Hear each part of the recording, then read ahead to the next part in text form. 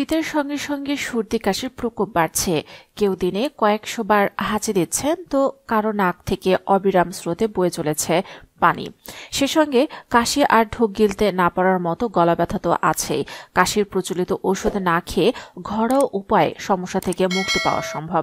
প্রাকৃতিক এসব উপাদানের মাধ্যমে কাশি উপশমের পাশাপাশি রোগ প্রতিরোধ ক্ষমতাও বৃদ্ধি পায়। চলুন আজকের এপিসোডে 3টি পানীয় সম্পর্কে আপনাদের বলে দিই, যা কাশির সমস্যার সমাধানে অত্যন্ত কার্যকর। সালভিয়ার্স, welcome to my channel Bangla health টিপসে। পরিবার এবং স্বাস্থ্য সংক্রান্ত যে কোনো নতুন তথ্য সবার আগে পেতে আমাদের চ্যানেলটিকে সাবস্ক্রাইব করে রাখুন এবং পাশে থাকা বেল আইকনে ক্লিক করে রাখুন। এতে করে পরিবার এবং স্বাস্থ্য সংক্রান্ত নতুন নতুন ভিডিও আপনারা পেয়ে যাবেন সবার আগে। তুলসী ও গোলমরিচ। কাশতে কাশতে বুক ব্যথা হয়ে গেছে? হাতের কাছে রয়েছে সহজ সমাধান। গোটা গোলমরিচ গুঁড়োর সঙ্গে 1 চামচ মধু এবং 5টা তুলসী পাতা দিয়ে চট জলদি বানিয়ে ফেলুন এক পানীয়। ঘুম থেকে উঠে খালি পেটে খাবেন। খাওয়ার পর আর পানি খেলে চলবে না। পরপর 2 থেকে 3 দিন খেলেই স্বস্তি পাবেন। মশলা চা। সর্দি কাশিতে 1 কাপ গরম চা খুবই আরামদায়ক, তবে সেই চা হতে হবে একেবারে অন্যরকম। শরীর চাঙ্গা রাখতে চা বানাতে হবে মশলাদার করে। কি রকম?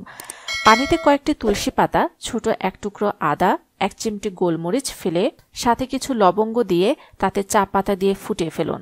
মশলা চা তৈরি।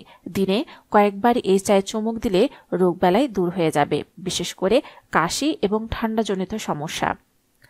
আদার হালুয়া। সর্দি কাশি হলে মুখে রুচি চলে যায়, কিছুই খেতে ইচ্ছে করে না। তবে সামনে আদার হালুয়া থাকলে একবার চেখে দেখতে হবে। কড়াইয়ে ঘি গরম করে আদা বাটা, সুজি এবং চিনি দিয়ে নাড়তে থাকুন। হালুয়া তৈরি হয়ে গেলে 1 চামচ করে দিনে 3 বার খান। ঠান্ডা লাগা তো কমেই যাবে, সাথে সাথে কাশি, গলা ব্যথাও কমে যাবে। প্রিয় দর্শক শ্রোতা, আশা করি আজকের ভিডিওটি দ্বারা আপনারা উপকৃত হয়েছেন।